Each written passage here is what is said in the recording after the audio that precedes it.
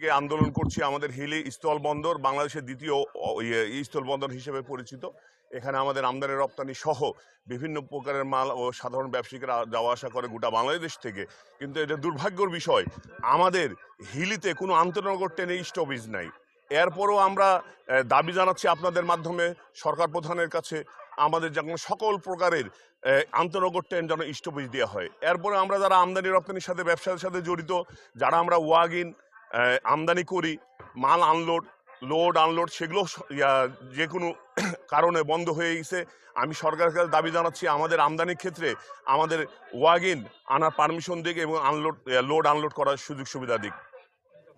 আমাদের এই স্টেশনে আমরা এই যে দ্বিতীয় স্থলবন্দর হয়ে আমাদের স্টেশন এমন একটা অবস্থা যে নাজেহাল অবস্থা। আমাদের এই স্টেশন থেকে আমরা সব ট্রেন দাঁড়াইতে পারি না, আন্তনগর ট্রেন তো একটাও দাঁড়ায় না।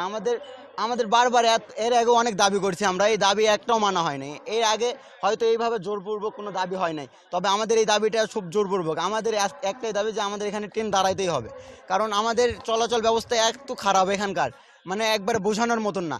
আমাদের এটা দ্বিতীয় নম্বর স্থলবন্দর, এই স্থলবন্দর দ্বিতীয় নম্বর।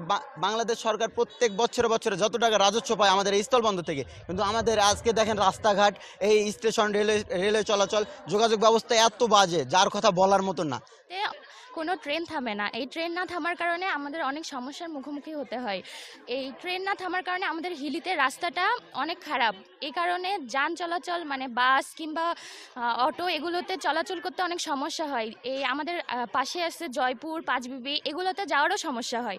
যদি ট্রেনটা আমাদের এখানে থামতো তাহলে আমাদের সব জায়গায় যাওয়ার সুবিধা হতো। যেমন আমরা কলেজ করতে পারি না, আমরা অনেকেই জয়পুরহাটে পড়ি, অনেকেই পাঁচবিবিতে পড়ি। এই ট্রেন না থামার কারণে আমাদের অনেক লেট হয়ে যায়।